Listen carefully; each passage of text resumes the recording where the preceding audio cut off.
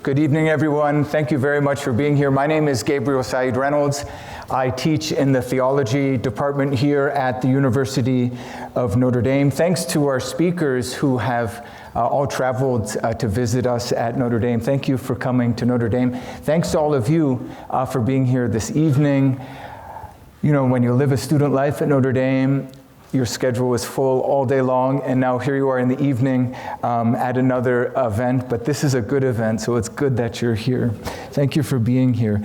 A few other thank yous briefly. Thanks to the Provost Office for sponsoring our work, to the Office of the President, Father Bob Dowd, especially Heather Asiala and Hannah Heinziker, for all of their work in coordinating the forum series. Thanks to Rebecca Go of the Ansari Institute for all of the work she's done in facilitating the speakers coming here to the University of Notre Dame.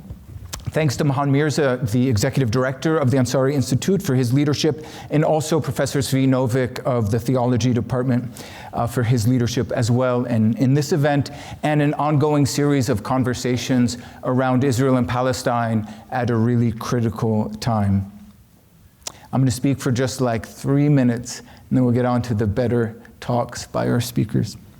Friends, I know many of you are hoping for politics and something very 2025. So I thought I would start with a book of Thomas Aquinas about theology in Latin, written in 1270.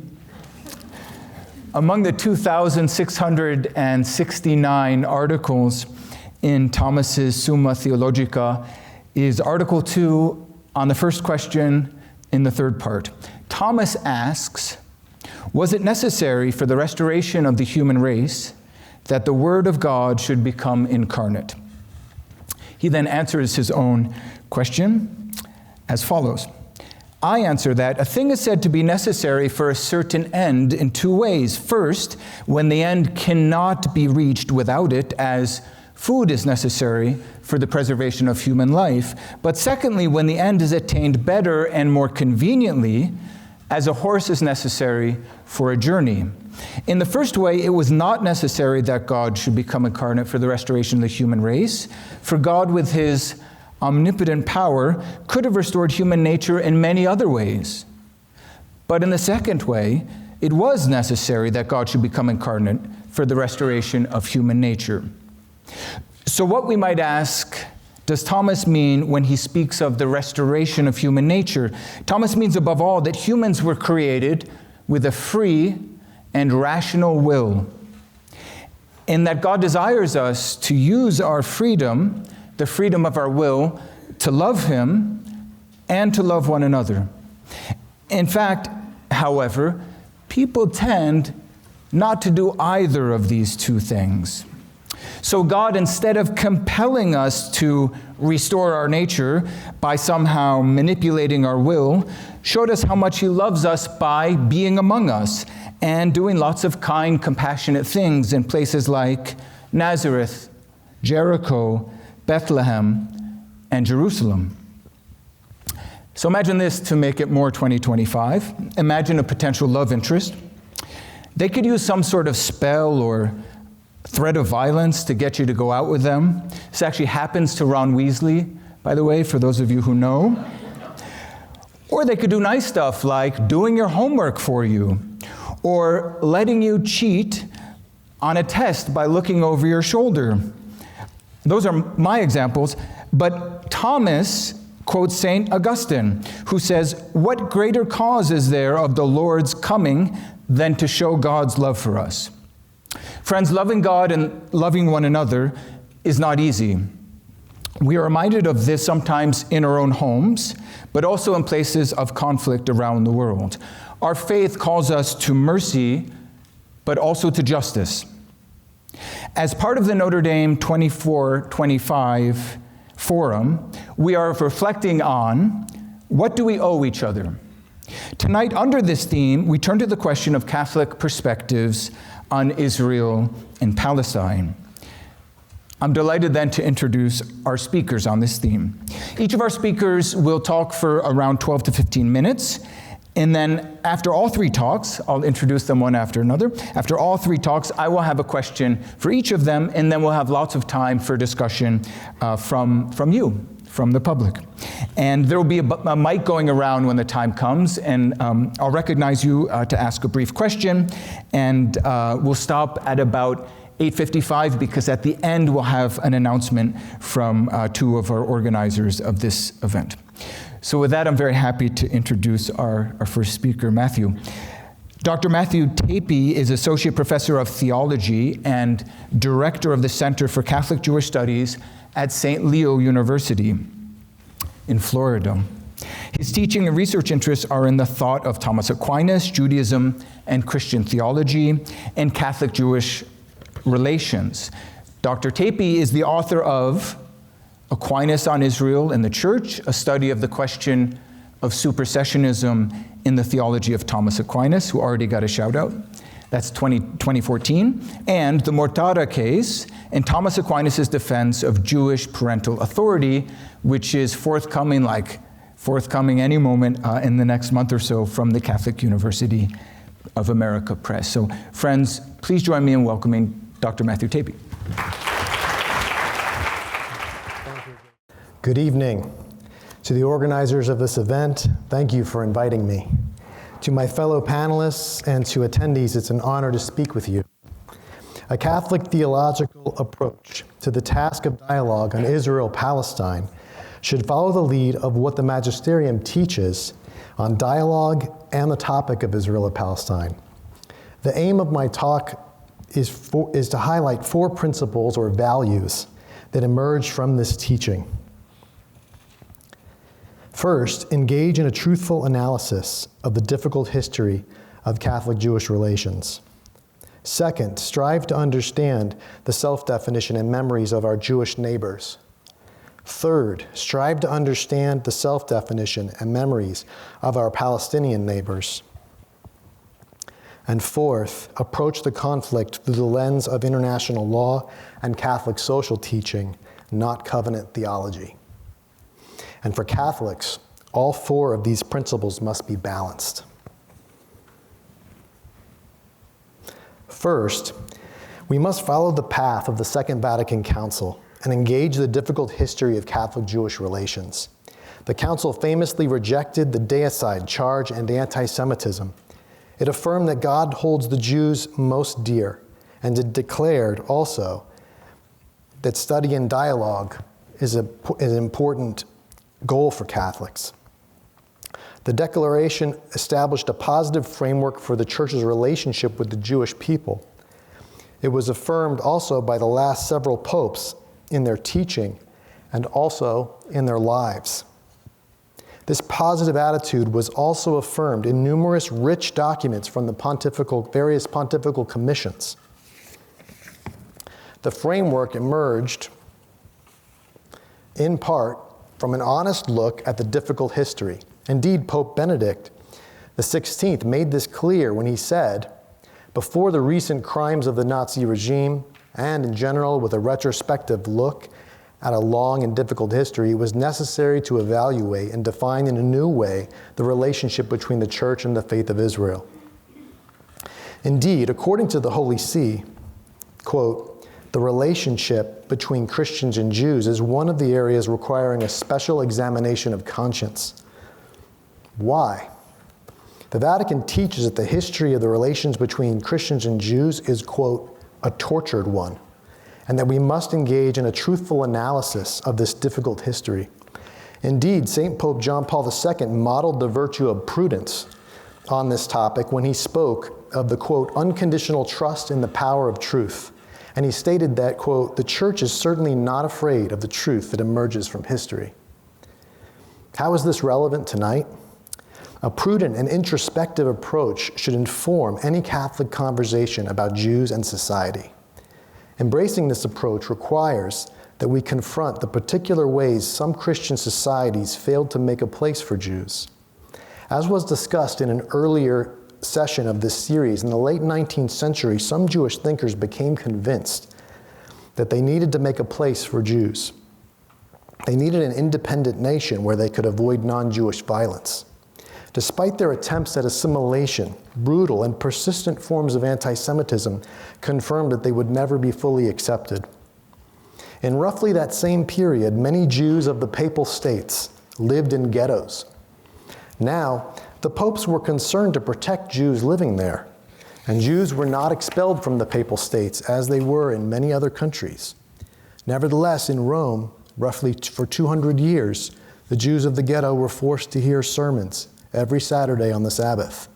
At times, Jewish families, including adults and children, were forcibly baptized. These acts were violations of the natural law, as Thomas Aquinas had repeatedly pointed out in the 13th century. But by the 19th century, some pushed aside the Thomistic defense of Jewish rights because of an extremely strong interest in conversion. In this period of history, some Catholics failed to heed the ancient teaching of the Church, first articulated by Saint Pope Gregory the Great, who ruled from 590 to 604. And he insisted that the Jewish people had a fundamental right to live safely in society.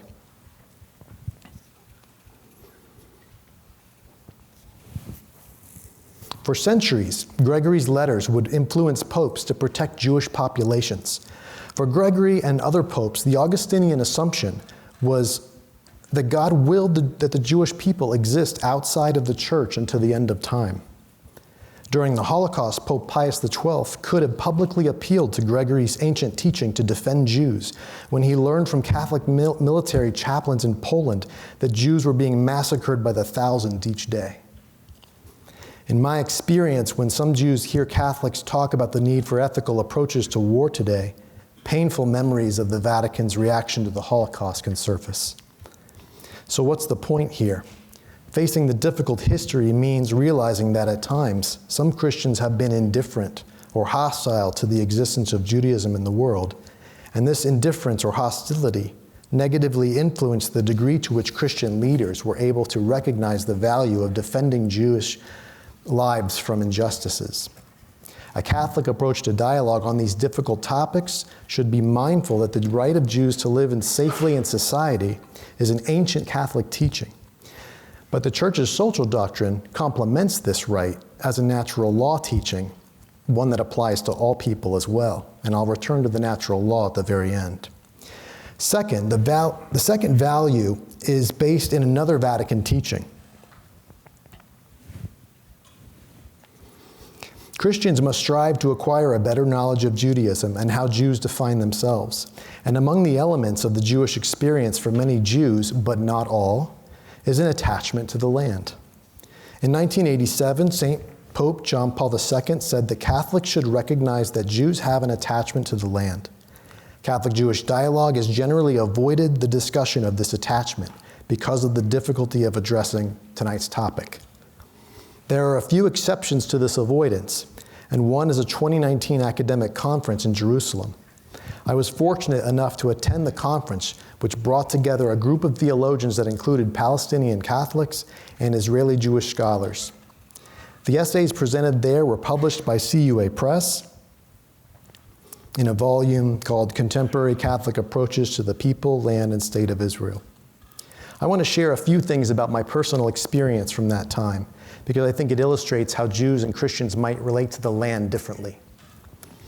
Before the conference, we had a chance to visit Galilee, the Old City, and parts of the West Bank.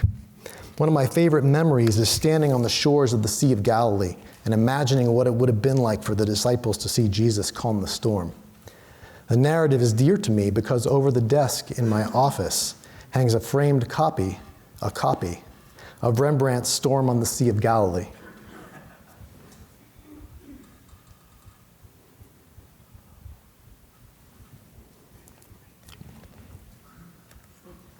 I've always loved this piece because it reminds me of how Christ is present and teaching the disciples even in a stormy crisis where it seems the church may capsize. It reminds me that though the church is human in its institutions and its members and even its popes, it is divine in its sacraments since these unite us to the power of Christ's passion. I came away from the trip with a renewed appreciation for the life and teachings of Christ since I had experienced the fifth gospel, as they call it. And I felt a connection to the Holy Land that I never had before. And yet I could return home to Tampa Bay, and I felt as if I was truly home. In my experience in dialogue with Jewish neighbors, their attachment to the land is not the same as mine. In my experience, the Jewish historian Karma Ben Yohanan, what Karma Ben Yohanan recently pointed out is true for many. Quote, "The Jewish fate today is tied to the fate of Israel. Israel's destiny affects each and every one of us, regardless of our political inclinations. It would be misleading," she writes, "even dangerous to disregard these facts." Another Jewish scholar and friend of mine recently told me, quote, "I feel deeply that I should be there. The next chapter of Jewish life is being written there." Without understanding how some Jews feel attached to Israel as their true home, and one that is absolutely necessary for their future, one's understanding of Jews and Judaism lacks a significant component. In addition to understanding Jewish self-definition as it relates to the attachment to the land, a second task is to understand internal Jewish debates in Israeli society on the history of Zionisms. One of the most illuminating experiences for me has been reading the Talmudist and Jewish philosopher Rabbi Soloveitchik, an intellectual giant in Judaism. He was initially opposed to the Zionist movement. However, Hitler's onslaught caused him to reconsider this. For Soloveitchik, he would come to believe that the Zionist movement actually rescued Judaism from Hitler. Studying this history should include also understanding forms of Zionism that have sought to favor Israeli Jews over Palestinians in Israel and the occupied territories. We have much to learn from the internal Jewish debates about this. My third point, or value, is that Catholics must strive to understand the memories and self-definitions of their Palestinian neighbors. Our first two values, in other words, must be balanced with this third value. Many Palestinians remain refugees. In 1987, John Paul II said the following: "For the Jewish people who live in the state of Israel, we must ask for their desired security and the due tranquility that is the prerogative of every nation. But what has been said about the right to a homeland also applies to the Palestinian people, so many of whom remain homeless and refugees." End quote. And the Vatican will recognize the Palestinian state in 2015. Since the Vatican II called Catholics to open their minds and hearts to dialogue with all people, the task of dialogue on Israel-Palestine requires that we strive to understand Palestinian perspectives. Michel Saba, the Latin Patriarch of Jerusalem, writes, quote, "Palestinians are at home here." But then he asks, quote, "Are they allowed to exist in the land, in their land and homes, not only as individuals, but as indigenous people according to Jewish, Israeli, and Zionist perspectives?" End quote. A Palestinian Christian I met in the West Bank once said to me over coffee, "Please do not forget about us. Do not forget about our situation." A Palestinian Anglican priest, Yazid Saeed, once said to me, quote, "For the indigenous Palestinian Christians and Muslims, their history cries out for a broad, informed engagement." The next value, the fourth one, is that we must approach the conflict through the lens of international law and Catholic social teaching. First, we will consider the Vatican's relationship with the State of Israel and how it's based in international law, and then second, the practical issues in this conflict require a moral framework, and Catholic social thought provides that. Indeed, the Pontifical Commission for Religious Relations with the Jews stated in 1985 and then again in 2015 that the Catholic approach to the state is based on principles of international law. Pope Benedict XVI made this clearer when he said that the state has been recognized by the Vatican. But notice he says this excludes, it's not based on an interpretation of a particular scripture. Though we must respect biblical interpretations of other communities about the state and understand them, the Catholic approach is different. This excludes some Catholic theologies of the state. As many are aware, the Holy See's relationship to the State of Israel is dictated by the 1993 Fundamental Agreement, which recognized its sovereignty in accord with the international law. Likewise, the Vatican's relationship with the Palestinian state is dictated by the 2015 Comprehensive Agreement. Catholics therefore recognize the unique connections of both peoples to the land, as well as the legitimacy of their respective states. The affirmation of the right of Palestinians and Israelis to live in safety and security is the official diplomatic position of the Holy See. Vatican recognition of a state, though, does not mean affirmation of ideologies in a state, which was true also in the Cold War with recognition of various communist entities. This leads us to the second point of value 4 on Catholic social teaching. For Catholics, the basis of international law is the natural law. The Church's natural law tradition, especially as it is represented in the compendium, provides numerous moral principles that can guide us. Here are just 3 examples. There are many more.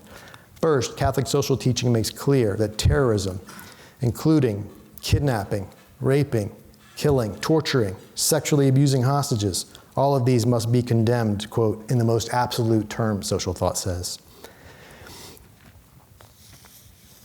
Additionally, the Vatican's fundamental agreement with Israel states that the Holy See deplores attacks on Jews. This is important since after October 7th, there has been a global surge in onslaughts against Jews in various cities and places. Jews feel vulnerable in this moment, and Catholics should remain sensitive to this. Value 3 and 4 should not displace the unique nature of value 1 and 2. Additionally, a comprehensive just war analysis of the conflict is needed. Every nation has a right to legitimate self-defense, but good ends cannot justify immoral means, such as disproportionate damage to civilian life and property. And this analysis must also be applied fairly to other conflicts. Do we adequately apply the criteria to American wars? Lastly, certain forms of extremism are also excluded by the Church's social doctrine, including forcibly transferring a civilian population from their homes and land. The Church says this is, quote, always unacceptable.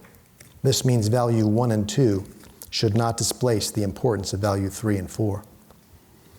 In my final remarks, I just wanted to point out that the Catholic Church teaches in its social doctrine that, quote, the person is at the center of the political and social order because he is an end and not a means. Each one of us is an end and not a means. That means that all of us have the right to be engaged. All of us have the right to be spoken to and to be understood in a personal and sensitive way.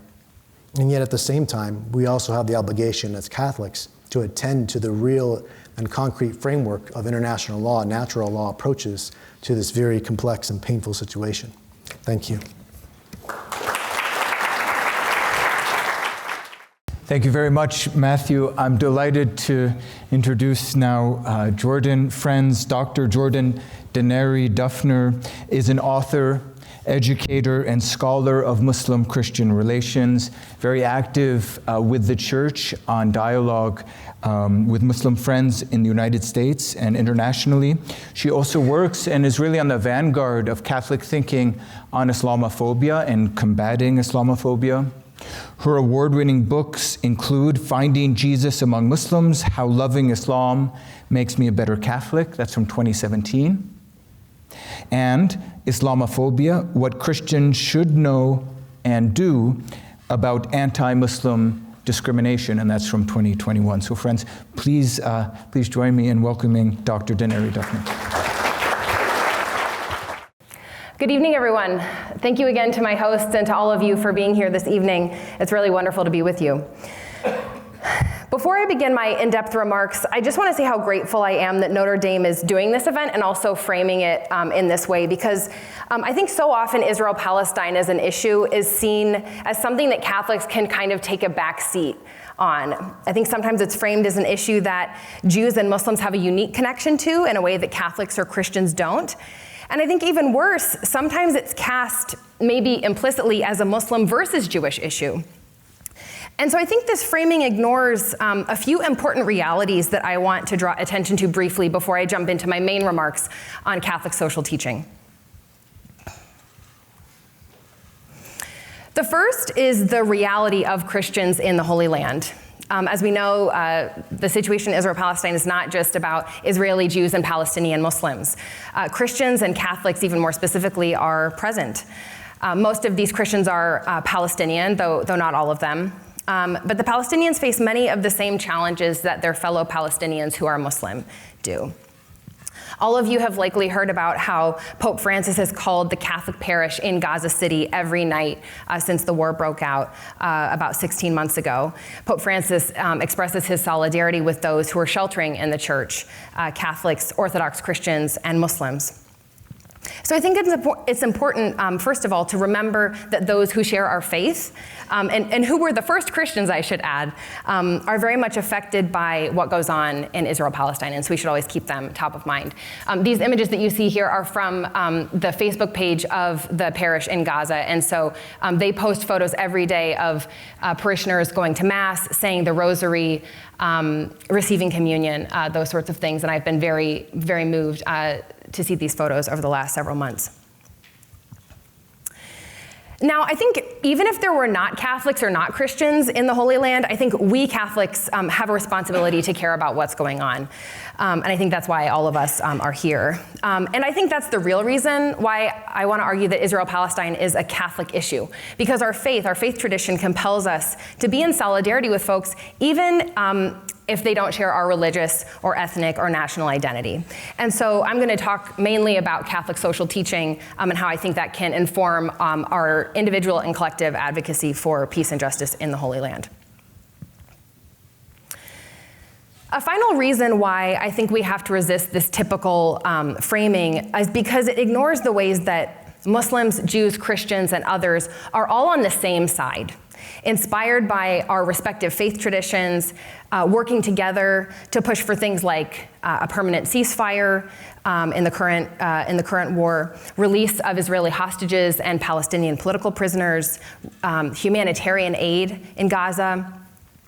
These groups together have been calling for things like a conditioning or a halting of U.S. weapons shipments to Israel amid the current war. And ultimately, Jews, Christians, Muslims, and others are working for, and this even predates October 7th of 2023, working for a political solution in the Holy Land that honors the dignity and rights of all the people in the land.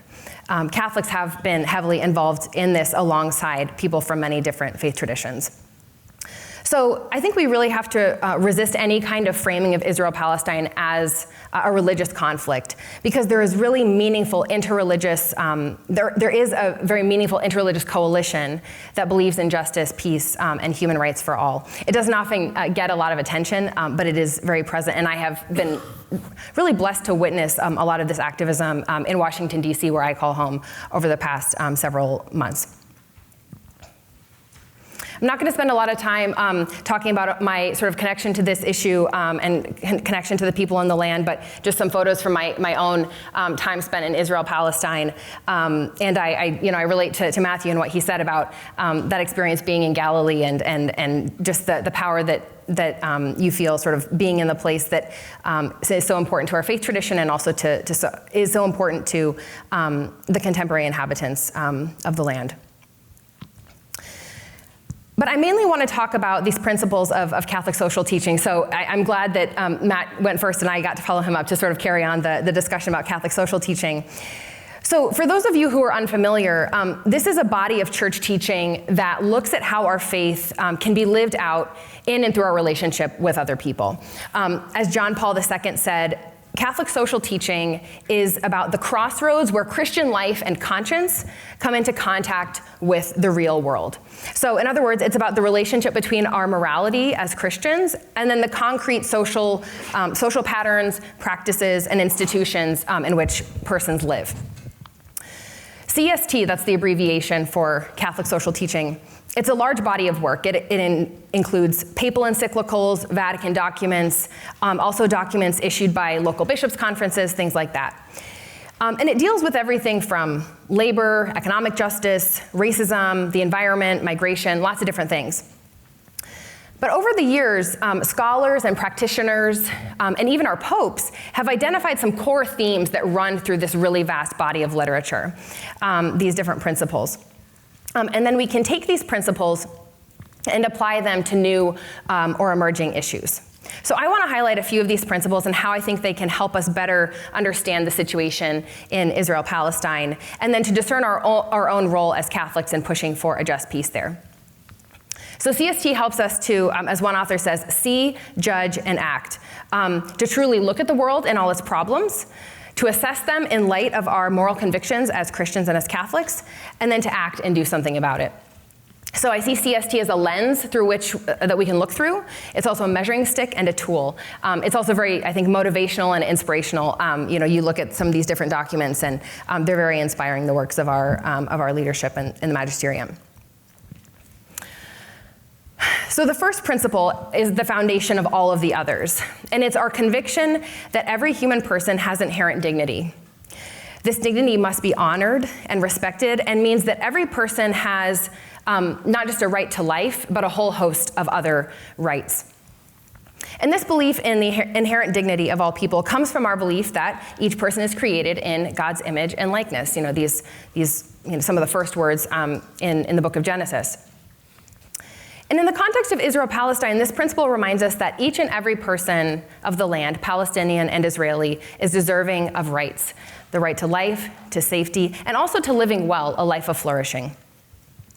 It's also, I think, important for us to remember that this principle is also held by our Muslim and our Jewish friends. It might be articulated differently theologically, but it's an important core moral value that we share with friends of other faith traditions.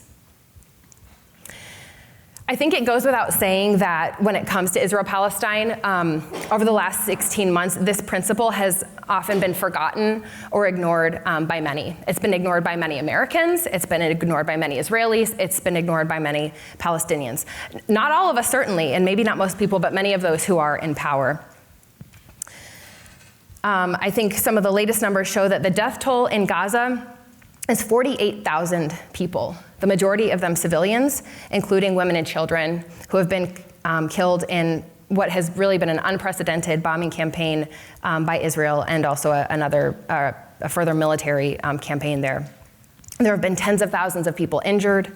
The majority of the population in Gaza, 2 million people, many of them have been displaced. Israel has barred access to basic necessities like food and water and medical care and adequate shelter, and hospitals and universities have been bombed.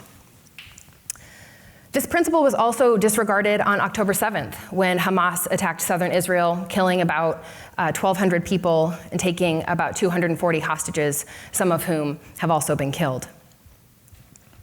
And this principle was also infringed upon every day before October 7th because, as we might know, the situation in Israel-Palestine is deeply unequal and marred by injustice.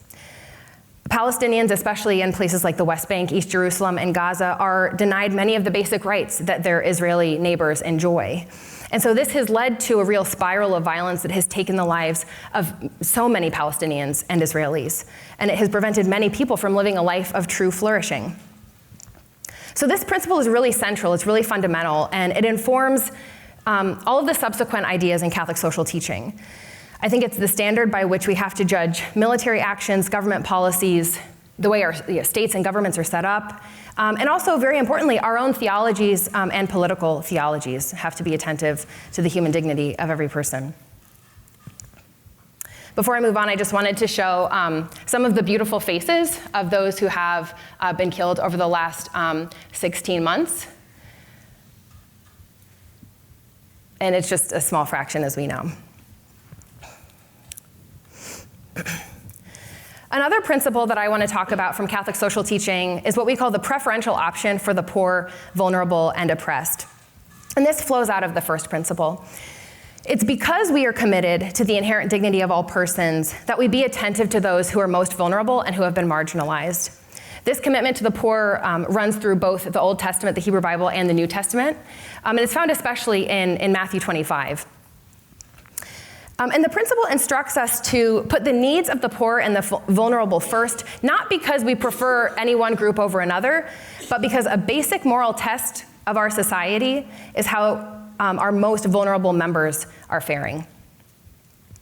As we know, both Israelis and Palestinians suffer tremendously in the Holy Land. Both of these communities, as we've already talked about, have experienced great trauma and great violence. At the same time, Palestinians are bearing the brunt of what is an unequal system, a political reality that in many cases amounts to discrimination and forms of structural violence. We see this, for example, when we go to the West Bank and we see what the occupation by the Israeli military means for the Palestinians who are subjected to it.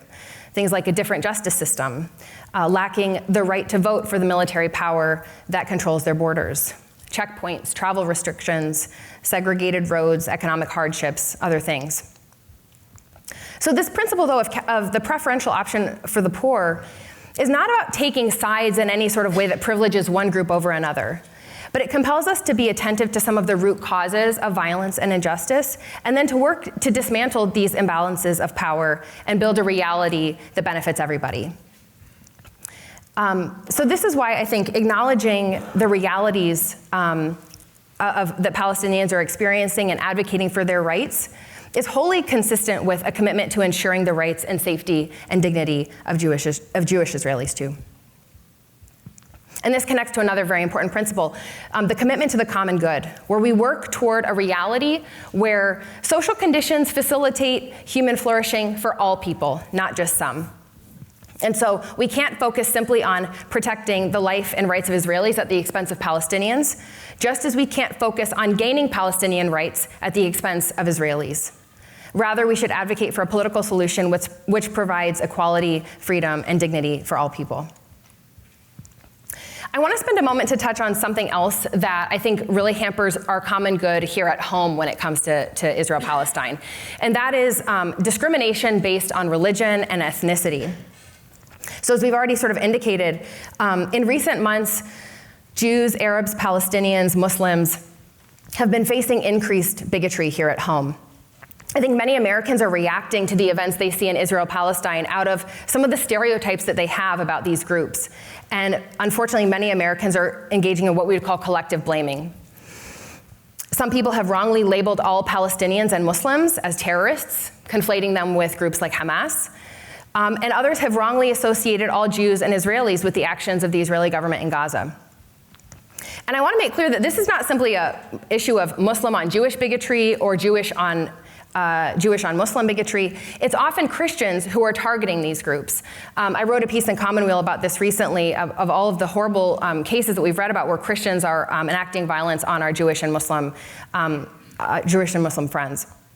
So it's very important that we oppose anti-Semitism, Islamophobia, and anti-Arab bigotry. These ideologies are an affront to the image of God in each person. They go against our Catholic teaching, and they are honestly counterproductive to any hopes that we have for justice and peace in Israel-Palestine. So we have to be aware of this collective blaming and resist it. And I think it's also important that we be aware of and root out some of the problematic stereotypes or tropes about Muslims and Jews that might be impacting the way that we talk about this conflict. This is a resource that I contributed to for an organization. I won't spend too much time talking about that, but I can always share a link to it. At the same time, I think we have to use the labels of anti-Semitism and Islamophobia discerningly and accurately. Criticism of Israel's actions or political ideologies of Zionism are not inherently anti-Semitic, and criticism of Hamas is not necessarily anti-Muslim. So we really want to make sure that we're not using the label of bigotry in a way that stifles genuine concern for human rights. Here's a quote from Father David Neuhaus, which I really like. He says, "Right now the struggle is to try to find a way to explain what anti-Semitism and Islamophobia are, how they are both real and instrumentalized, and to try to find a way that puts the struggle against both of them on the same side of the barricade." So as I move to finishing up, I want to highlight these other two principles of Catholic social teaching, solidarity and subsidiarity. The principle of solidarity emerges out of this understanding that we are all interdependent, that we are our brothers and sisters' keeper. And so it's about accompanying others on a path to peace and justice. And then the principle of subsidiarity encourages us to zoom in and prompts us to ask, how can we address different issues at the most local level possible? So these different principles can inspire lots of different forms of activism, from big things like large-scale political advocacy to quietly supporting impacted individuals. So I just want to close with a quote from Pope Francis, and then I'll wrap up. These are just also some images of different things that Catholics have been doing over the last several months, inspired by these values of Catholic social teaching. So this is from Pope Francis's new autobiography, Hope, which I conveniently found in the airport when I was on my way here. And of course, he has like 6 pages dedicated to Israel-Palestine, and I read through them. I thought, oh, I have to share this with the group here. And he's expressing his solidarity with those who have been suffering over the last 16 months. He says, I am with them. I am with those forced to leave their homes, with their families tormented in ruin. I am with those who are forced to abandon their schools and their work, to wander in search of some place where they can escape from the bombs. I am with the mothers who grieve for their dead children, and I am with children who are even denied the right to play. I am with those who are afraid to look up because fires rain from the sky. And we I think, pray and hope that Francis's compassion and solidarity and his model is something that we all can embody, and we pray for him as he's recovering from his illness right now. Thank you so much.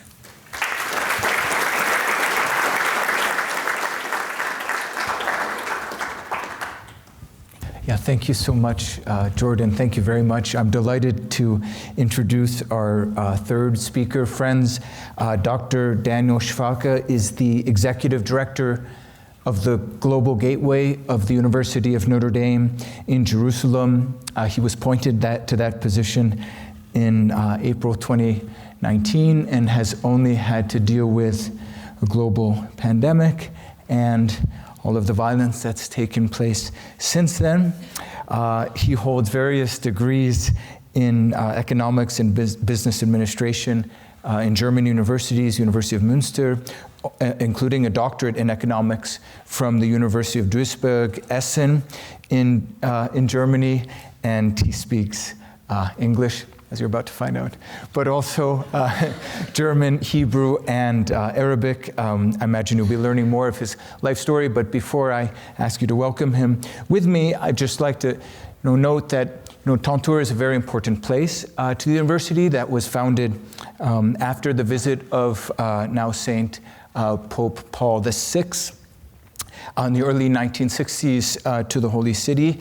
And at that time, he met the Ecumenical Patriarch of Constantinople and had a vision for a center where there would be ecumenical dialogue. I don't want to steal any thunder of Daniel, so he might tell more of the story. But I just mentioned that to underline the gift that Daniel has given to the university and our community over the past 3 years, through all of the turbulence from COVID and everything since then, in shepherding the Global Gateway at Tantur. There's also the Tantur Ecumenical Institute on the same campus through these difficult times. So friends, please join me in welcoming Daniel.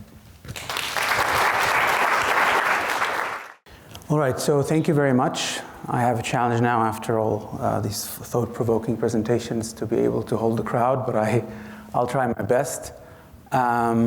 I do want to start by thanking everybody that is involved in organizing these panels, especially Zvi and Mahan. I know it's a lot of work to be done, but I'm saying it because the culture that you're able to cultivate here is incredible.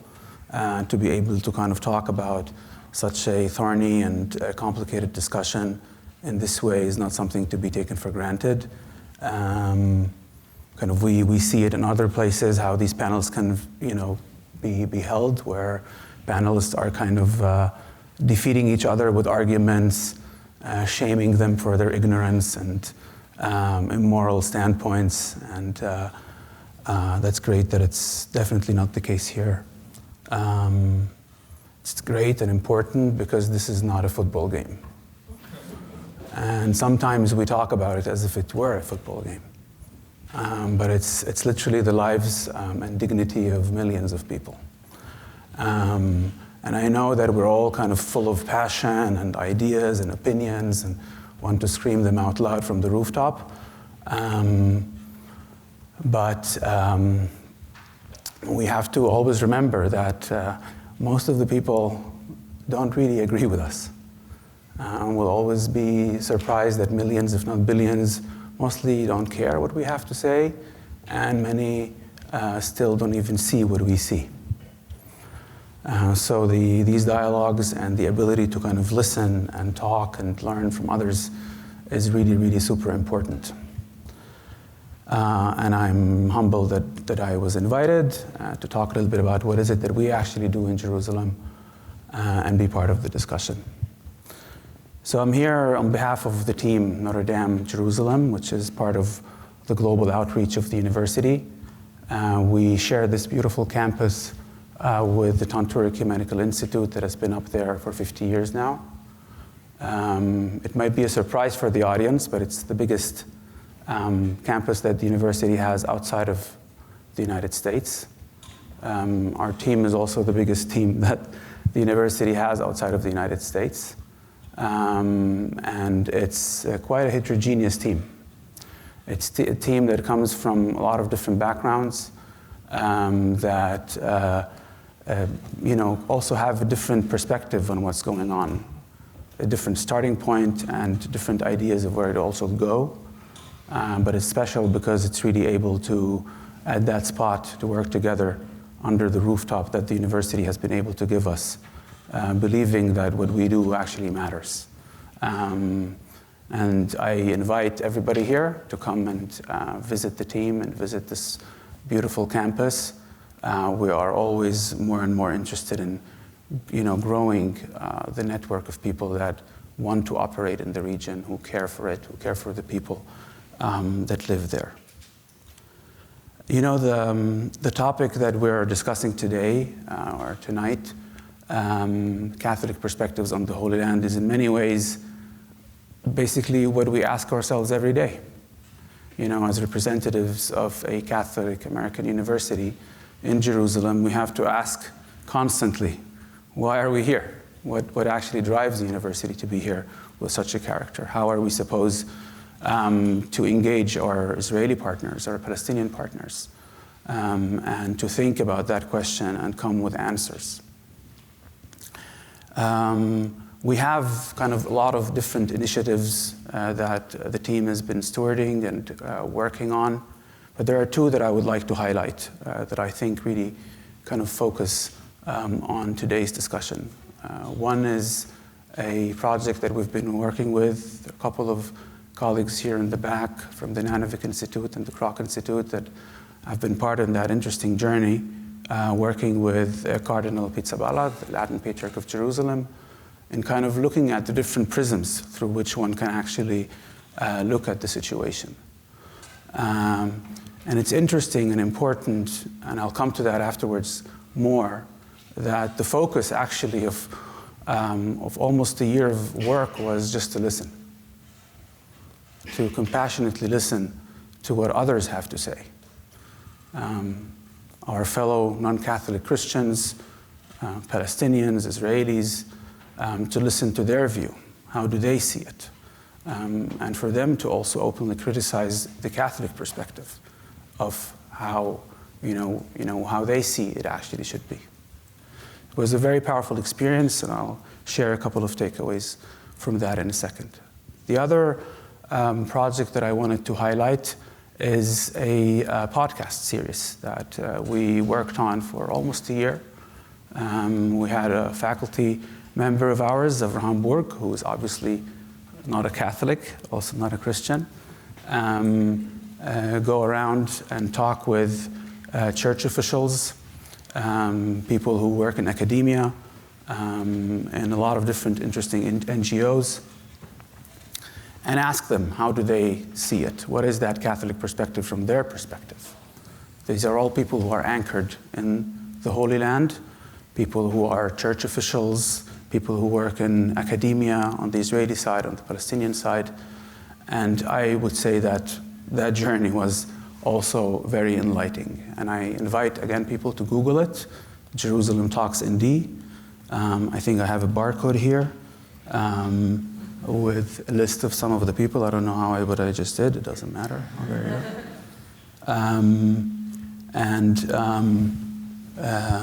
It's important. But there was a lot of compassion in these discussions. And, I don't have a set of values. I think my co-panelists have been able to really succinctly say what Catholicism as kind of a creed has to offer.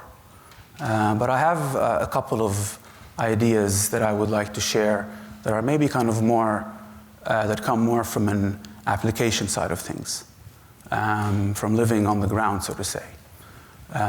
It's five points that I would like to kind of bring in, throw into the basket for the discussion here as hypotheses, fruits for thought. One is responsible humility. So it's not just about the Socratic humility that the situation is overly complicated and there are so many different aspects that we have to think about, but it's also about thinking that we as Christians, or Catholics in this respect, come in with our own baggage of sins, of things that we haven't done or have done that have actually contributed to the harm and hatred that we see today. We should not be that Pharisee who's thanking God that he's not the tax collector, you know? He's not one of those evildoers, because we ourselves come with that baggage, and something that we shouldn't turn into self-pity or self-flagellation. That would again be even a worse kind of a sin. But we do have agency and we do have a responsibility to change things on the ground. But we have to, I think, start with that humility, understanding that we don't get to preach from a higher moral standpoint to other people in the region. That's one. Two is this notion of compassionate listening. I alluded to that a little bit from that project that I was talking about. But compassionate listening means not just to listen and kind of pick the points so that we can afterwards criticize. It's really try to put our seats in, put ourselves in the shoes of the others, also those that we don't want to hear, also those that might have so-called crazy ideas, not just, you know, the nice people with that we kind of agree to have in our echo chamber, but others. It's not about a dialogue with some people. We might not want to discuss their ideas, but it is important to activate as many areas in our brains as possible in terms of the different perspectives. Three is the notion of speaking truth. We in academia, we put, speak to the truth as the highest goal. And that's true. That's basically why we're here. We're here believing that the pursuit of truth itself is the goal. We would like to kind of see ourselves as intellectuals who speak truth to power. And we push for that value. That does not, however, kind of take away the point of who says the truth, when we say it, and how we say it, because that matters as well. And when we come in as Catholics, again, or Christians, we have to understand that basically the message that we say is also dictated by the fact of how people see us. So the most of the people, again, in the region will not care what Catholics have to say. Most of them will really not even think about the notion. But those that will be highly suspicious. If it's fellow Christians who are non-Catholics, if it's Palestinian Muslims, if it's Jewish Israelis, they will be highly suspicious. Who are these guys? What are they? What do they want in this notion? Are they kind of also claiming the land now? Do they think they're better than us? So we might come in thinking we're sharing the truth and end up actually just inciting and insulting and shaming others and actually not really contributing anything to the discussion. But there is a positive flip side to that notion, and that is what I would term skin in the game. The local community, the local Christian community, is a very, very small one. It's literally insignificant in many ways, statistically speaking. It's vulnerable, it doesn't have any muscle, it doesn't have any electoral significance. So when it speaks, it really flips literally every word 100 times before it utters it. And we sometimes criticize that. Because maybe they're hypocrites. They're not saying what they think. I invite us to think about it differently. These guys, and I include myself to that community, we know that what we say has a price. There is a reciprocity in what we say. You know, it's not only we get to say something and not care how it comes across. No, it comes across in a certain way. And it comes across in a certain way to our Jewish neighbors and to our Muslim neighbors. And, you know, again, I know we would like to just be able to say all what we think. But I invite us here again to think about all these people right now that are saying only what they want to say without caring how it comes across. Aren't those the people that maybe have way too much wealth and power and they don't care about that reciprocity? They just throw it in and, you know, people should just swallow their truth? I prefer to be in a weak church, in a meek church, that actually cares that what it says has a price and it cares how it comes across. In many ways, I hear Pope Francis, I heard Pope Benedict telling us that we want to be the poor church. We want to be the meek church. And that church is the church of the Holy Land. It's a very weak one.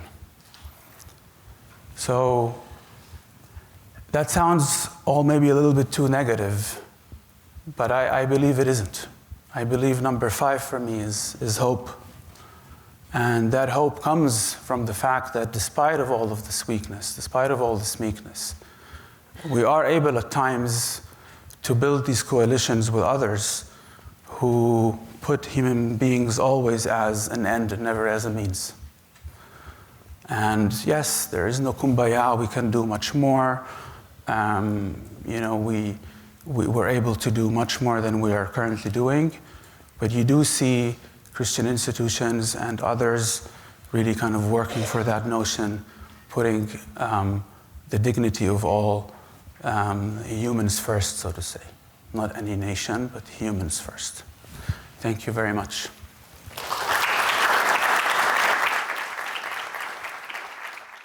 So friends, we're going to turn to part B of our evening. I'm going to ask just one question of each of our speakers, and then we'll turn to you, and I'll have a little more information on how we'll have our open discussion. But we have plenty of time. We have till 8:55, where I'll call an end to everything. So I'll start with you, Matthew. You know, we were speaking right before the opening of this forum event about, you know, the challenge of Catholics in the pews in America of understanding theology at all, but also maybe in a particular way understanding Judaism and Jews. And what I was sort of thinking in asking you that question or raising that topic is, you know, most Catholics encounter Jews through Scripture. So they read usually, hopefully, maybe not, the New Testament, and, you know, they encounter, you know, skeptical Jewish characters, Pharisees, Sadducees. There's some harsh language against them. So, I mean, when it comes to Judaism today, it's a Judaism that's gone through this incredible transformation of the rabbinic period. You know, there's no more temple structure. You know, things are, you know, fundamentally different. And then politically and socially and culturally, especially with the establishment of Israel in 1948, you know, this changes things. So could you just speak to some of your work and conversations with Catholics and with Jews about, you know, increasing literacy about Jews and Judaism and how that could potentially, you know, be a positive force in thinking about Israel-Palestine? Sure, thank you for asking. The Center for Catholic Jewish Studies at St. Leo is a center that usually runs programs in the community, but also on campus, and then also at the scholarly level too. So we'll publish stuff, but we also will be engaged in the local community, having, for instance, you know, a session on Nostra Aetate. What is the Second Vatican Council's teaching for a local parish? I think that might be a great example of perhaps Nostra Aetate's impact today. The Second Vatican Council called the church through that document to dialogue, to engage others and to study with them. And I think that is a big, an important task today, now. I think it's the case that people do listen to what we say, and they will be impacted by our words. A visit to a synagogue, to say hello, to send a note of kindness to them, or a mosque makes a big deal.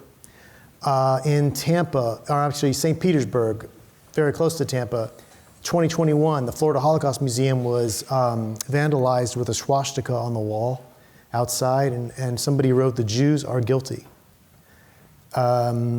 Bishop Parks and I, Bishop of St. Petersburg, and I got together, we spoke about it, and we discussed how Nostra Aetate condemns anti-Semitism.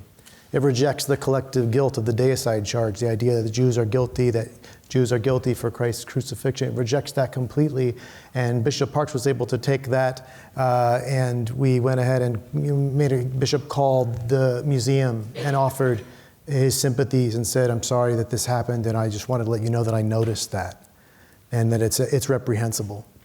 And things like that, I think, make a difference, and people hear those things.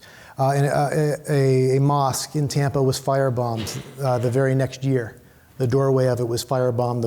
The fire department was able to put it out. But this is a mosque that our students visit to learn about Islam. We reached out to them. I was able to go to the mosque, and I read to the mosque in my comments to them that the Catholic Church esteems Muslims. It says that in Nostra Aetate. They couldn't believe that the church esteems Muslims. They'd never heard that before. So what we say makes a difference, and our presence in the community makes a big difference.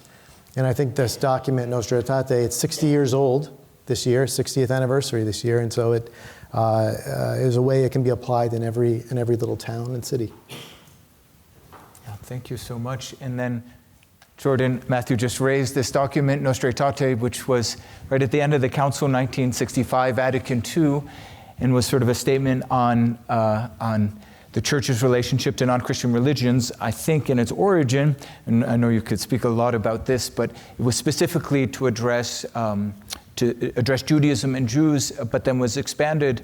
There's a real sort of momentum among the Council theologians that it should address all non-Christians, and I mean, there are debates over, is this a radical change, or does this continue some of the generous theological perspectives of earlier theologians and leaders in the church?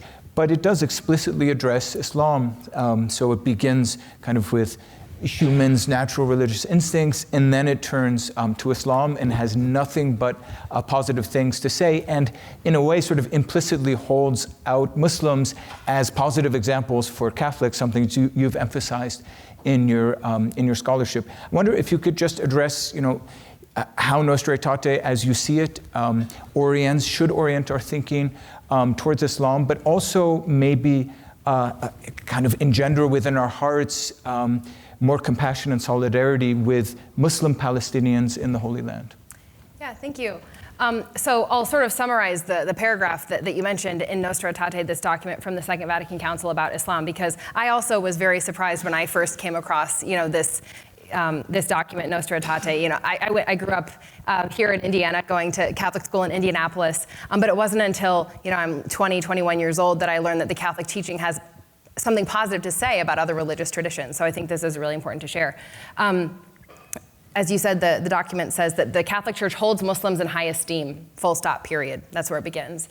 Then it sort of reaffirms this idea that Muslims worship the one God. So we may have different theological beliefs about God. We may articulate our theologies or our doctrine of gods in different ways. But the Church, both in this document and in Lumen Gentium, is saying that the Muslims with us adore the one God who is merciful, who is living, who is just, who will be our judge at the end of times.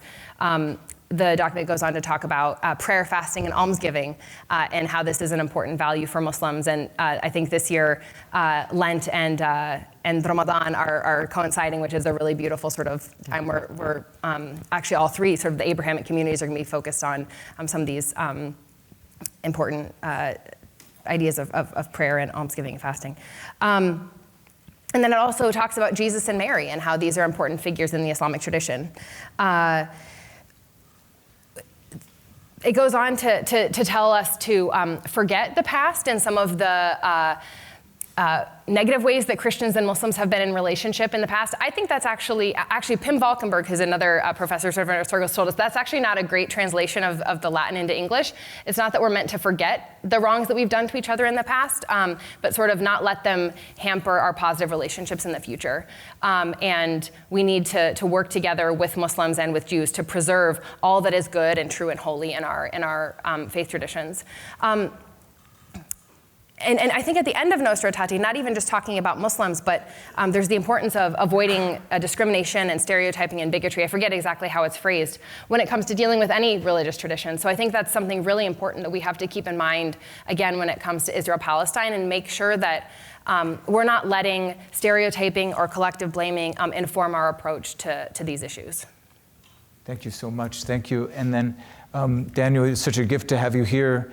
As someone who's living in the Holy Land and have roots in the community there. We saw the image that you shared with us of the campus of Tantour that has the Ecumenical Institute and Notre Dame's Global Gateway. And in some ways it is beautiful, but it's also disturbing because you see the wall there, of course, right behind the campus. And I just wanted to invite you, however you feel, you want to respond to this invitation, but invite you to sort of maybe tell a story or two about the people on the ground with whom you work, maybe the staff at Tantour or visitors to Tantour.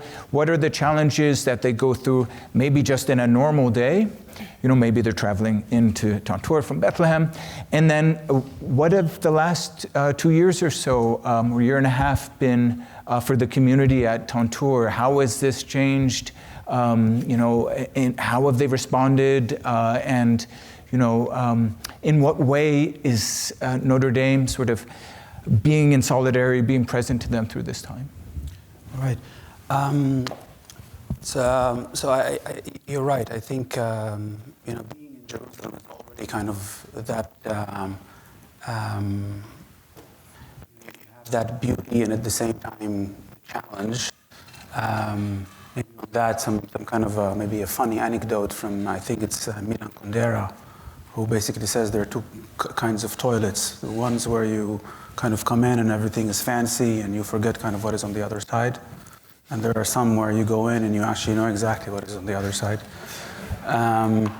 And in many ways, Jerusalem is in kind of there, scarred, battered, reminding us that there is a conflict. And when you go into other places, maybe like Tel Aviv or other places like that, you forget. And people who come to Tantour and they go on that rooftop, they're like, oh, that's where the occupation is. So in many ways, kind of Jerusalem is in your face, and but maybe that is that genuine part of it is the strength. I think that the place has now for years really been that unique space where people have been able to come in and use it as a platform of dialogue and discourse. So that's not something that is new. And I think we have been really trying to continue to foster that work that the Ecumenical Institute has really been fostering for years. To think about that space as a space where people get to come in and share their views, and even if it's hard, even if it's complicated, even if it's thorny, you need a place where these discussions can be had. I do want to kind of reiterate the point about the team. We do have a heterogeneous team. We have Palestinians who live on that other side of that wall, who literally have to walk through the checkpoint on a daily basis. We have employees who live on the other side of Jerusalem, Palestinians, but we have Israeli Jewish colleagues that work with us. So we have basically Muslims, Jews, Christians, atheists working in the team. And as I said, we come in with different backgrounds, different perspective on what is going. But we have been trying to have that atmosphere where we have an equality of colleagues, right? So where we can all sit around the table. There is nobody is higher than the other, which is, I think, super unique in Israel and Palestine. I don't think there are other places where Israelis and Palestinians can work and nobody feels that they're inferior to the other. Maybe because in our case the language is English, maybe because in our case we have the university as the rooftop. But I do take pride in that note that we have been able to foster that setup in the team. Again, not everything is pink and nice and beautiful. We have a lot of challenges, but there are some beautiful parts in it as well. Thank you so much. And now, friends, we'll turn to an open conversation. I have a couple of requests. We have two colleagues who have microphones, so when you ask your question, please wait for the microphone, and I'll recognize the questions. We'd really like to get as many questions in as possible, so consider it a gift to the people waiting to ask a question after you if you can keep your question brief. And please address your question to one of the three speakers, not to me, one of the three speakers. I think that's it for instructions. So yeah, please, the floor is open. So we have a question right here.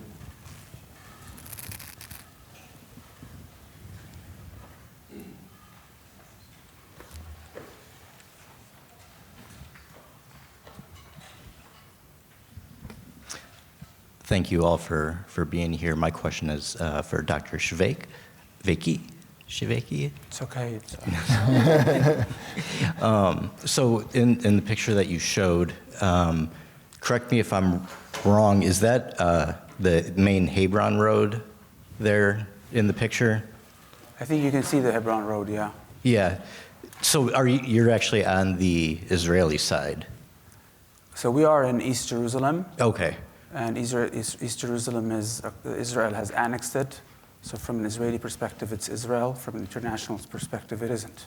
So it's a question of, it depends on who you ask. So it's close to, there's this, you're literally in between the two. Exactly. Like right. It's the most contested area, if you so want. So as you're going day to day, in just your daily life, do you find there is some, you had talked about the sense of, suspicion. Do you feel that animosity on a day-to-day basis when you're interacting with the people there, or have they come to understand kind of what you're there for, and you've created that temporal piece? So like at work, we don't really feel that animosity, but yes, the suspicion towards a Catholic institution exists.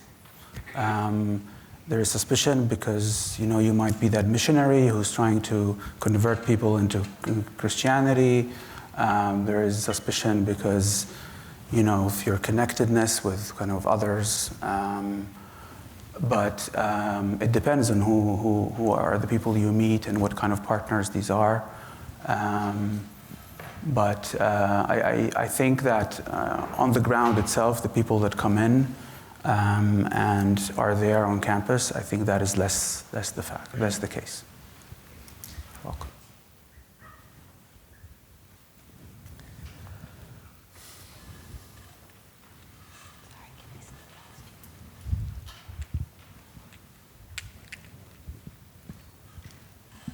Yes, I'm with my question here for all the panels. I am a Palestinian, Catholic, Israeli. And whenever anybody asks me, where are you from? I say, I am from the Holy Land. From the Holy Land. But the Holy Land is full of holes. What are you suggesting to cover those holes so we can live together?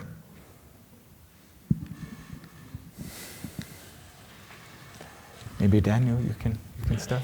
Yeah. To whom was the question, Gabby? For everyone. Fill the holes so we can live together. What is the question? How can we fill the holes so we can live together? How can we fill the holes Yes. in the Holy Land? Yes. Oh, okay, gotcha. Well, let's start with Daniel, maybe since it's specifically on the Holy Land. Yeah. It's, I think there are a lot of ways to do good, right? We can start from the particular, we can go to the universal, we can work on an institutional level, we can work on a person-to-person level. In many ways, it's a question of who are we talking about. If we're talking about a university that has agency and ability to do things, then it's what that university can do. And as educators, I think in many ways it's about creating a space where the pursuit of the truth is the goal, where everybody can come in as long as they're able to see everybody on equal terms, everybody as equal as, in terms of freedom, equality, and all of these values. That's a question of, again, depending on who is the person, who is the institution we're talking about, and I try to kind of bring it back to us through that notion. Thank you. Jordan or Matthew, do you want to? Sure. Would you like to go first? No, go ahead. Okay. Again, I think it depends on one's context. I would say for those of us here in the United States, in the American Catholic community and those of us who call the U.S. home, I would say there's lots of things that we can do. First and foremost, I think engage our government to support not just an end to immediate violence. I mean, fortunately, we're in the middle right now of what is a pretty fragile ceasefire where bombs aren't dropping on Gaza, but there's still a lot of violence going on in the West Bank. There's still not, I think, enough humanitarian aid being provided, and things are very still precarious, and some of the long-term issues are still going on, of course. I think it's important to continue to educate one another and to learn ourselves about the realities on the ground. I mean, we didn't get to delve into that as much this evening, but I think there's so much to be learning and to be reading to make sure that we're applying our Catholic principles in sort of an informed way with a sense of what the reality is on the ground. I'm going to say things that probably are obvious to everyone. Hosting fundraisers for those who are in need. There's other sorts of campaigns, demonstrations, prayer vigils. Others talk about other options that people talk about are divestment opportunities or boycotts. And I also think it's really important when we talk about going on pilgrimage to the Holy Land, that we're not just going there for spiritual nourishment. I think we definitely experience that when we go on pilgrimage to the Holy Land, but making sure that we're actually meeting the people who are there, listening to different perspectives, listening to different experiences. So often I think when people go on tour to the Holy Land, you're on a tour bus and you get to actually speed through some of those checkpoints, or you're not going through them in the way that Palestinians are in the West Bank. And so I think making sure that if we do have the opportunity to go there, that we really see what the experience is like for people who call that place home. Thank you. Matthew. Thank you. Yeah, I would springboard off of Jordan said and think about listening to people and perhaps be careful about what we identify as the holes. Are they holes to us, or are they holes to those who live in Israeli society, in the occupied territories? Seeking out the self-identity and the memories of the people who live there, asking Israelis what they are thinking, what is the debate on the ground there. I don't know if we get the information here in the United States about what the reality on the ground is there, and so sometimes we can come to the conflict with preconceived ideas about what the holes are. So I think backing up a bit and asking, who do we need to speak to first? And then I'd also add that a myopic focus on the Holy Land without attention to, I think, other issues would be a bit odd too. So for instance, David Neuhaus, Catholic priest, says that the land is a wounded land. And I think he's right about that from a lot of the voices I listen to in the region and in the area and the dialogue, they express this woundedness. And yet we live in a wounded land as well. And there, on the Racial Justice Committee that I serve on in my parish, when we speak to some of our African American neighbors, there's woundedness there with regard to how they feel about the United States and some of its policies. And so I would just add that one last piece about, recognizing woundedness in many places and its unique nature in each place. Thank you. Yeah. Hi, over here. Hi, my name is Atalia Omer. Thank you so much for this conversation, for creating this space. I think my question is addressed to Jordan, but to everyone else here on the panel. Jordan, because I heard most in your presentation kind of analysis of power and violence. And I'm just curious about how quickly we move from, the framing is about Israel-Palestine, Catholic perspectives on Israel-Palestine, and then in many respects, the discussion about Catholics or Catholicism and Judaism is now reduced to a political project. So there is a distinction between Israel as a political project, the Palestinian experience as violence now for over a century of depopulation, displacement, domination, genocide. Even the Pope called it genocide. So I wonder, how do we bring it back? Or what are your thoughts about, for instance, Jewish people who do not support Israel as a political project and what Israel does? So Jews who are anti-Zionist, or how would you reflect on the question of the kind of the reduction of Jews who come in all languages? We're not talking about Jewish history in the singular, but Jewish histories in the plural, including Arab Jews and so forth, and including Jews who were from Palestine. So how do you see the shift from talking about Catholic-Jewish relation with all, the critical legacy of and the violent legacy of this relationship, and all of a sudden doing the shift to talking about Israel equals Jews? So what are your thoughts about that? Sure, I'll be happy to respond and then welcome you all too as well. I ran out of time in my remarks. I didn't plan well, but I was going to share some comments at the end about sort of things to asking this question, what does the church's formal relationship in dialogue with the Jewish community and with Muslim community in the United States, how does that play into our, how we approach Israel-Palestine? And the first thing I was going to say, and I'll say now, is recognizing that Jews and Muslims are not monoliths with how they view this, the situation in Israel-Palestine. And I think sometimes Catholics view our relationship with the Jewish people as if all Jews had the same view towards the state of Israel or supported a particular form of Zionism and that sort of thing. And I think it's very important that we disentangle that and make sure that we're, when we're approaching this, that we're not simply trying to demonstrate to dialogue partners that we agree or don't disagree with them, but rather sort of as Matthew was saying, that our framework comes out of the Vatican's adherence on this to international law and the principles of Catholic social teaching. So maybe being kind of putting that as our focus, I think, will help us to avoid sort of reducing this to something religious when there's a lot of other dynamics going on.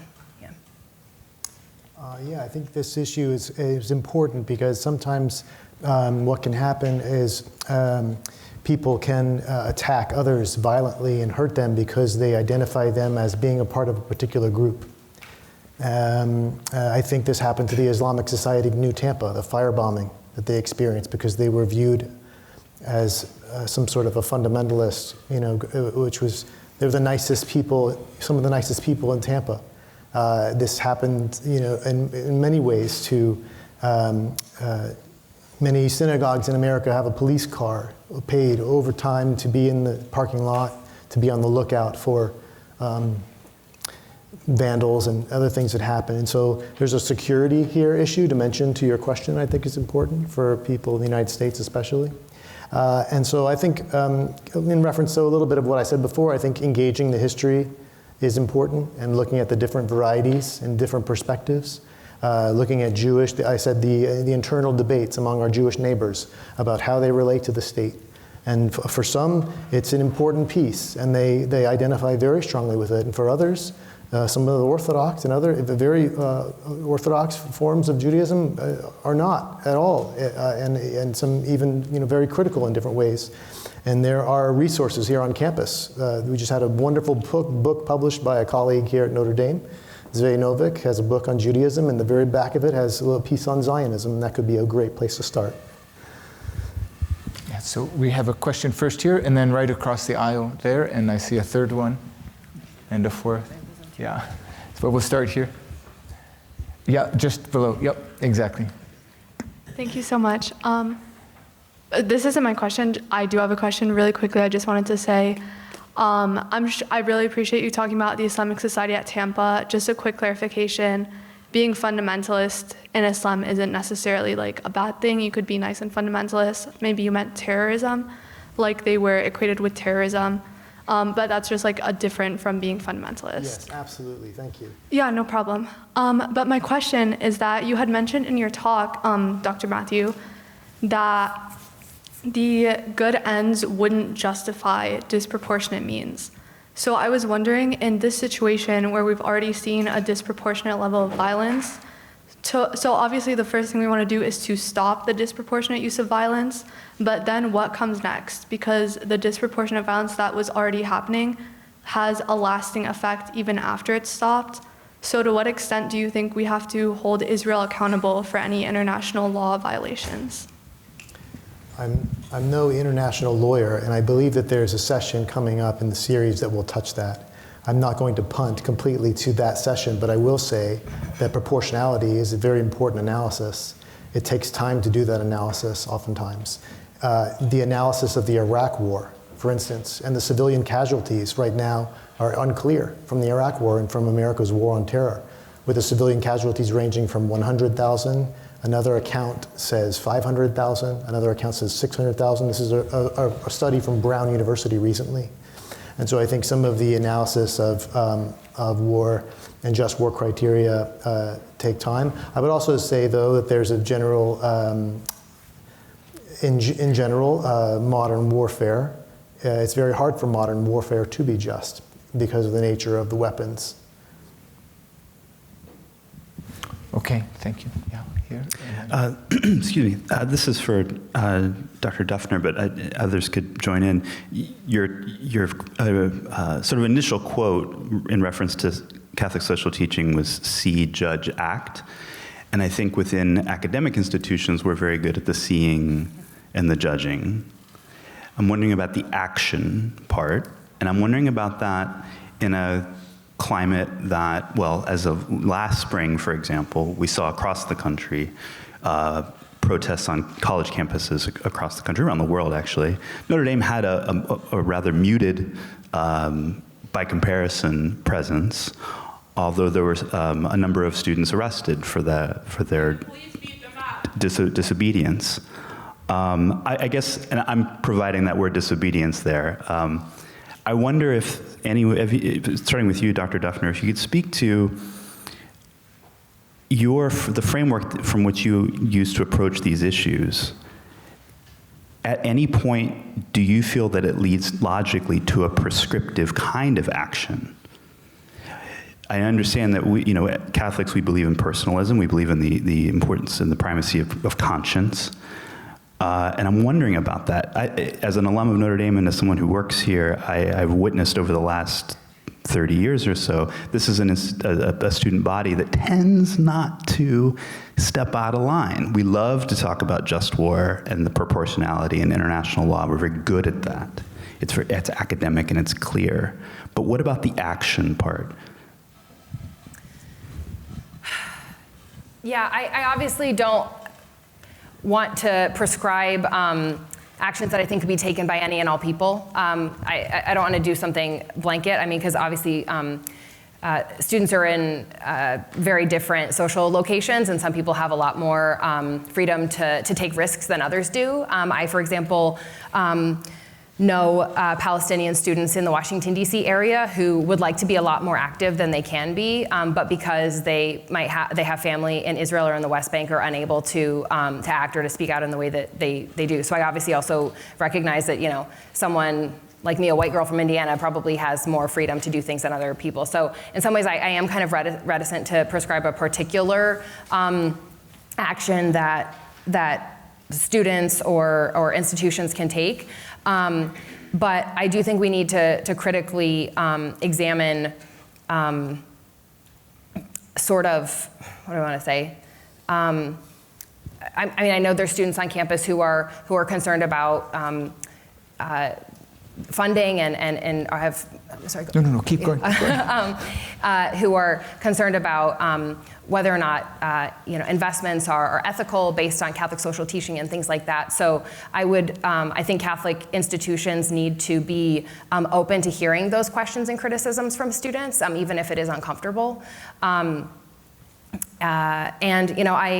applaud the students who have really been putting themselves on the line. I know many of them have been maligned.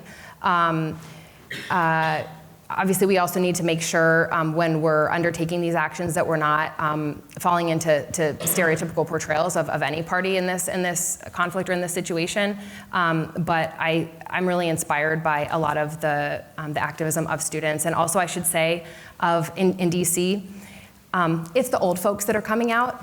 I have not been to nearly as many actions outside the White House as some of our 70 and 80-year-old members of the DC peace community in Washington, D.C., and they are really leading the way, and I think we can look to them and their civil disobedience and their action as inspiration also. Thank you, Jordan. Colette, there's a number of questions here, but the first one I saw is, if you come down a bit, the gentleman right there, with the glasses, and then 2 rows down below there's a question. So if you keep your questions brief, there's at least 4 questions in this section and probably more coming there. Yes. Hi, I just want to say I really appreciate everyone, you guys, the panel, for having this discussion, and also the attendees for being civil. I think that this is something that is really unprecedented in this space, and I just want to congratulate everyone for really having this space to really talk about this. It's very important. So I guess my question is, thinking about this conflict and really looking at the different, I would say, independent factors that influence this conflict. One big thing that I think that really no one really talks about, and I understand how our government works, but it's the religion part of it, right? And I know this is the Catholic perspective from Israel-Palestine, but I would say that a lot of people really get involved emotionally and just really, they have a certain sense of responsibility when maybe their religion is tied to this land 11, right? I would say that a lot of Muslims and a lot of Jews definitely have a lot of ties to this land. So my question is, religious fundamentalism. Now, a lady on this side said that, fundamentalism might be good, but I would say in this is my own opinion, right? Everyone has their own opinion, right? I would say that religious fundamentalism can be dangerous, especially when it's not movable with other religions, right? Now, Judaism, they have next year in Jerusalem, they say at Shabbat dinner, right? And Muslims, they have the they have the I'm sorry, I cannot. Hajj or pilgrimage? Yes, thank you so Hajj? much. Yeah. Thank you. So, I would say, where do we move where? I guess ideology is the problem, and I think that governments are trying to kill ideology. How do you kill an ideology? So, my question is, if you could just talk on that. The religious aspect. You know what, Colette, why don't, if it's okay, if you could just pass, I think right in front of you there's a question, and we'll do 2 at a time, and then I know there's a gentleman, you had a question, right? And the gentleman right in front of you, so please. Yeah, thank you very much for all the panelists here for your talk. It was very insightful and so on. You talked a lot about the social teaching of the Catholic Church, but I want to ask about the eschatological element here.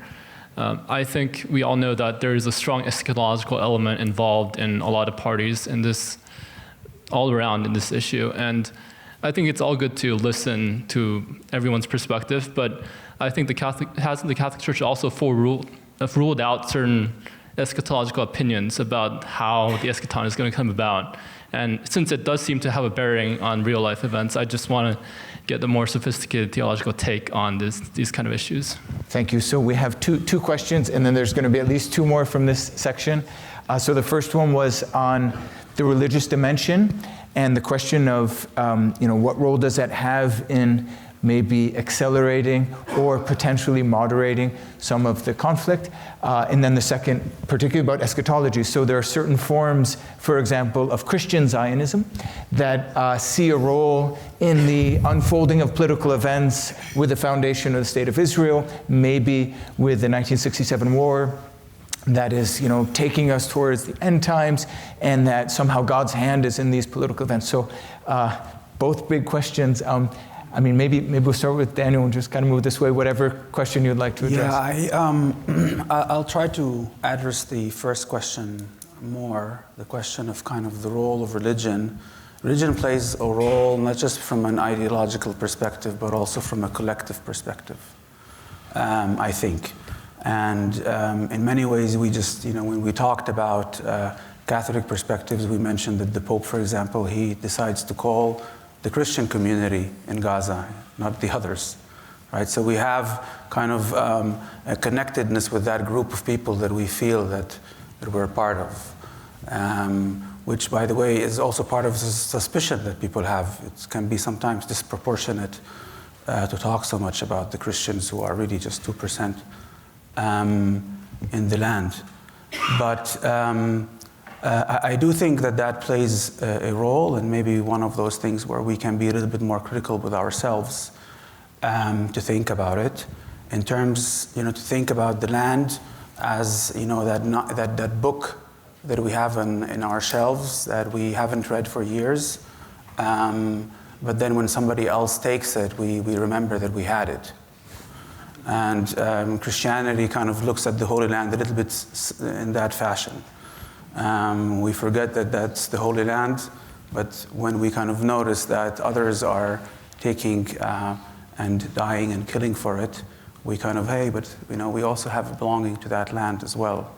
And I do think that plays a significant role in that emotion when it comes to it, and why this conflict is so predominant, whereas we have so many other conflicts in the world where a lot is happening as well, but the Christian world's not looking that much with so much attention on it. Thank you. Jordan, do you want to address the second question at all, Christian Zionism and potential connections to a sort of vision of the end times? So I want to leave it mostly to Matt, because I know he might have more to say on this than I do, but one aspect of this that I think many folks don't know about, and that I was unaware of until I was living in Jordan next door, because I spent some time living in Amman, was the way that Christian evangelical ministries in the United States who have a particular vision of the end times in Israel are actually beaming television programming into the Middle East that often tries to, I think, ferment distrust between Christian and Muslim populations. There's entire channels that will sort of bash Islam to a Christian audience, sort of engaging in a lot of the stereotyping that we see here in the United States. And I was, kind of floored when I saw that these programs were airing in the Middle East, because in a place like Jordan, Christians and Muslims have had a lot of positive rapport, but then Christians were coming to sort of suspect their Muslim neighbors because they were watching these TV programs at night, which sort of imported some of the stereotypes and also even personalities from the US into the discussion of Islam. But I bring that up because these television ministries are coming from groups that have a particular vision of the end times, where there's going to be a sort of this culmination of conflict in the Middle East that then is going to bring about, the second coming of Christ. And I just, this is sort of a minor point, but it again is something that I think adds to just the fraught nature of the situation in the region. I would say, I think Catholics, and maybe Matthew can speak to this more, Catholics don't theologically want to affirm, I think, that view, but I'll let you speak to that since you probably have a better sense. Very good questions, and they're both related in some ways, right? It seems like there's connections between them. The ideologies and religion question, they're absolutely important. For those who are in the region, they have various religious ideas about the relevance of religion to the conflict and to disputes about the territory, right? But not everyone there is religious and has religious views. And so again, we want to go back to the community and ask them, well, what is the debate internally in the community about, for instance, secular Zionism, religious Zionism, and then the fundamentalism or various radical forms, violent forms in other areas of the region as well. What sort of violent ideologies are dominating, for instance, in Gaza? And but engaging all of those things, we want to engage those who are specialists in that area and insiders of the particular religion and ask them what do they see on their side so they can help us determine whether it is ideology and what is part of a real tradition.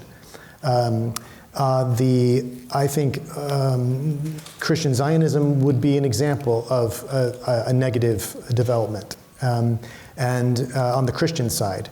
I'm speaking from a Catholic theological perspective, and so I want to be very ecumenically sensitive to my Protestant brothers and sisters who read the Bible in a different way than I do. But for Catholics, this is a helpful point to recognize that, for instance, De Verbum, the Second Vatican Council's doctrine on Scripture, right, and tradition, this is a very important point to show that when you read De Verbum, that there's political consequences in a way. There's readings that are excluded because of the tradition of the Church that would not associate an end-time scenario like is proposed in some forms of Zionism.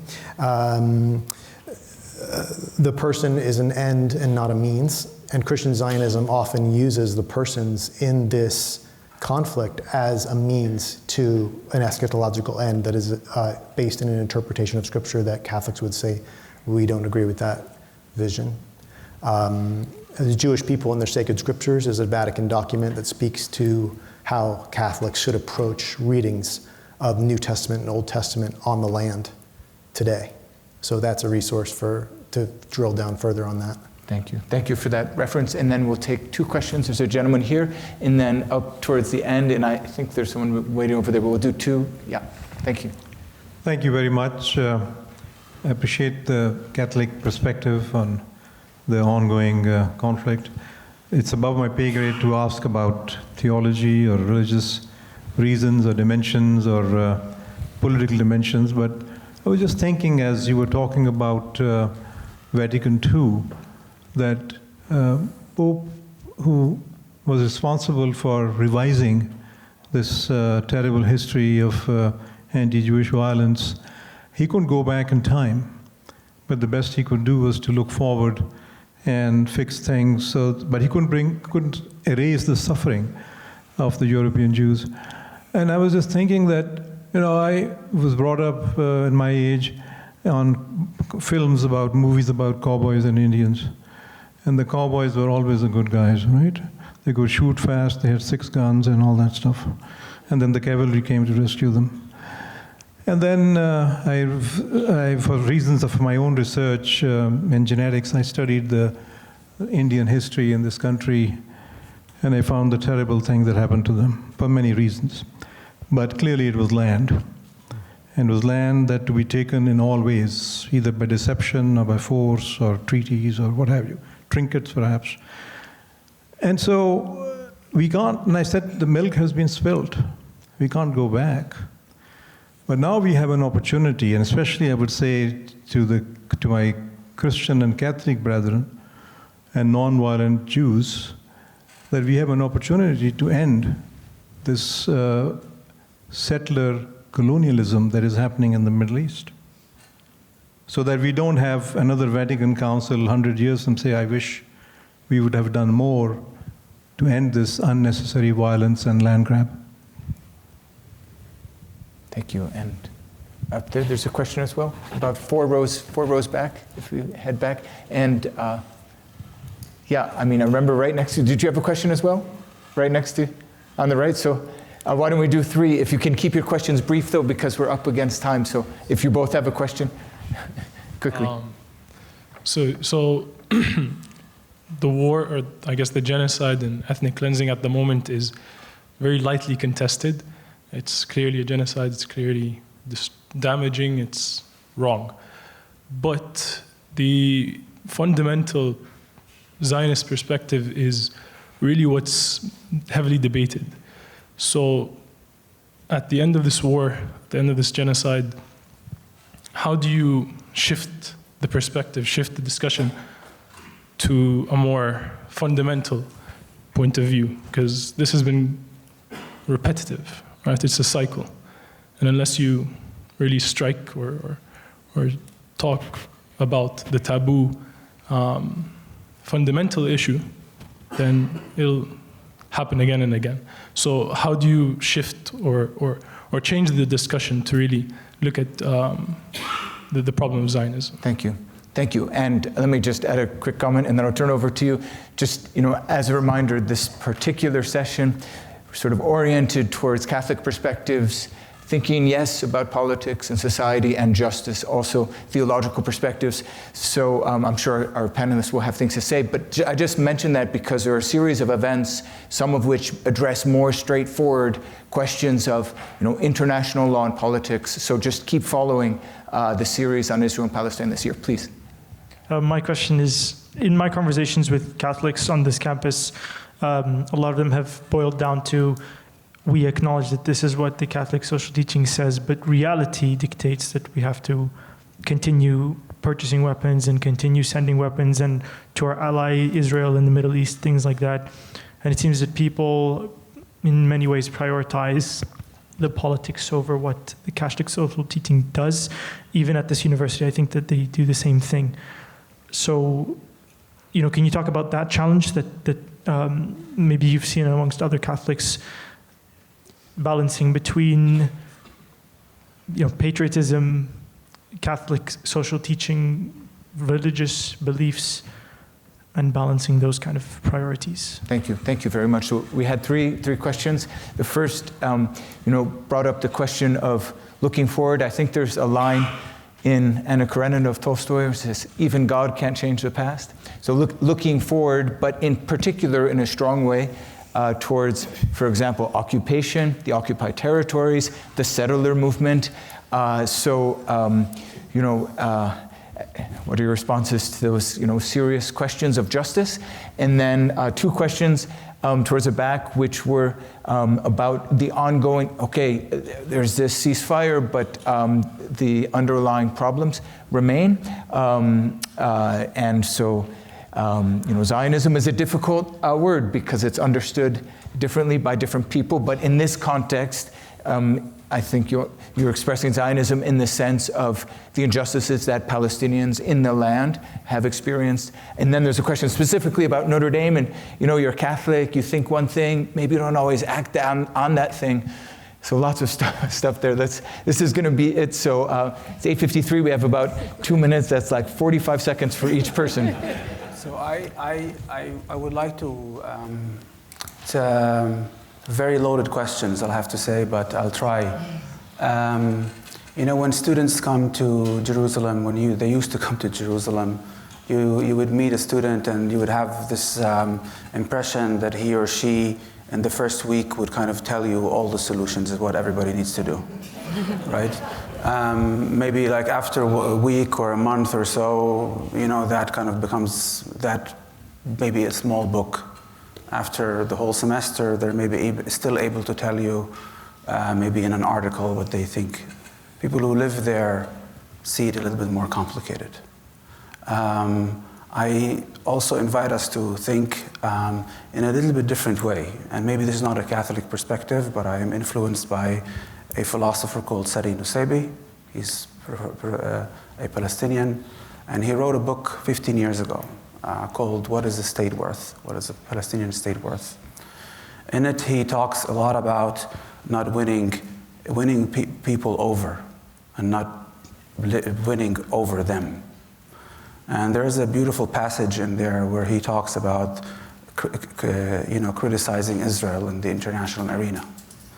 And he says that, yeah, there is a possibility that criticizing Israel will be powerful and we will be able to influence Israel and they will kind of get the point. But there's also a very high probability that we will get the exact opposite. And because of Jewish history, it will just, that collective will become more solid like a rock. And the people who will pay for that are the Palestinians. So I invite us to kind of think about our abilities and not to really judge people, why they're not saying things and why kind of people act in a certain way. And it's not a discussion of what is right and what is wrong in terms of an ethical perspective only. It's also what is effective and what are we actually getting out of it. Thank you. Jordan? Yeah, in terms of the future, it's easy to feel hopeless. I think one of the images that I showed is the destruction in North Gaza as people are coming back, and it's easy to feel really hopeless about the situation in the Holy Land. At the same time, I think we have to stick by our values as Catholics. We have to stick by these principles of Catholic social teaching. I, like you, feel frustrated that many, in our church, we're not always assimilating these values that we have, or we're not living them out. And I certainly could be doing more as well. And I think we just have to keep reflecting on them, pondering them, praying over them, and then doing what we can in our own personal capacity to push for change. And that's gonna, to your point, Daniel, that's gonna look different for every person. But I think we have to take these values seriously and do our best to live them out. Thank you. Matthew, final word. They're all tremendous questions, and some of them I think are beyond the scope of at least my expertise for making judgments tonight. However, I think on the future, I think there is reason to be very sad and discouraged, and there are fantasies right now of transfer, and our Center for Catholic Jewish Studies spoke out about that and said that cannot be part of the future, that it's a moral abomination to suggest that an entire people be moved, and it's against Catholic social teaching explicitly. And I think people should be clear about that. And yet at the same time, I think we must reiterate the significance of Catholics being people who engage others passionately. Pope Francis called us to build a culture of encounter. And he said that means being passionate about engaging other people and building connections and building bridges. And that makes me think of the Second Vatican Council's Gaudium et Spes that says the joys and the hopes and the griefs and the anxieties of the people of the world are the joys and the hopes and the griefs and the anxieties of the followers of Christ.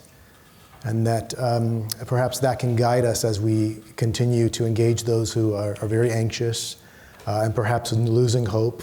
I don't know what to do with the future. I would point to the Church's teaching. So I won't ask you to thank our speakers yet. I will in a moment. But when you thank our speakers, please don't go yet, because immediately after we thank them, we're going to have a word from two of the inspiring figures who have led this conversation on Israel and Palestine, Dr. Mirza and Dr. Novik. So hang around for, there will be a very quick word, and you can go home and continue to reflect on these things as Jews, Christians, and Muslims all move into holy seasons. So friends, please join me in thanking our speakers.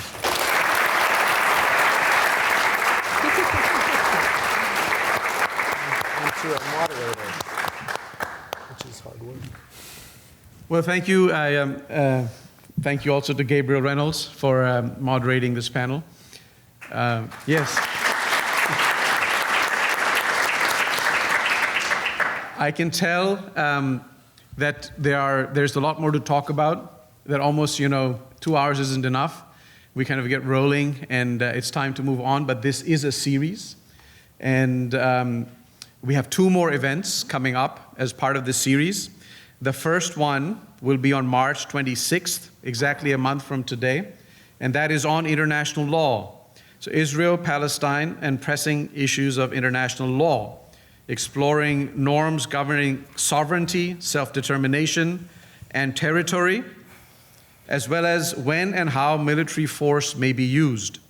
The forum will consider avenues for enforcement and accountability, including international courts and collective action by other countries. The panelists include Shimen Keitner. She's the Martin Luther King Jr. Professor of Law at UC Davis. Omar Dajani, who's the Carol Olson Professor in International Law at the University of the Pacific, and he has also served as a legal advisor to the Palestinian negotiating team in peace talks with Israel. It's 9 o'clock. 9 o'clock. And the panel will be moderated by Mary Ellen O'Connell, Robert and Marion Short Professor of Law, and also Professor of International Peace Studies at the Kroc Institute here at the University of Notre Dame. So that's on March 26th. And one more. So yeah, the final event in our series, that's going to be coming up on April 29th. So the series began on September 25th of last year with a conversation between Professor David Myers, Professor of Jewish History at UCLA, and Dr. Hussein Ibish, Senior Resident Scholar at the Arab Gulf States Institute in Washington, about the broad context of the October 7th attack and the subsequent Gaza war. We'll wrap up the series then on Tuesday, April 29th, by inviting them back to campus to discuss what the future holds for Israelis and Palestinians, what might a just peace look like in the region, what will the near and distant future actually look like, and so please look out for notices about this event.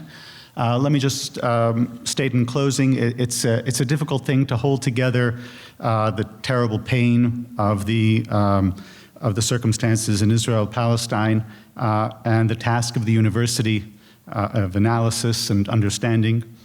And I think the fact that we're at a Catholic university where theology is a central coordinating function and task of the university helps us to hold these things together. So I'm very thankful as a Jew to be at this university, and I'm thankful to our panelists and to Gabriel as moderator for helping us think through these issues.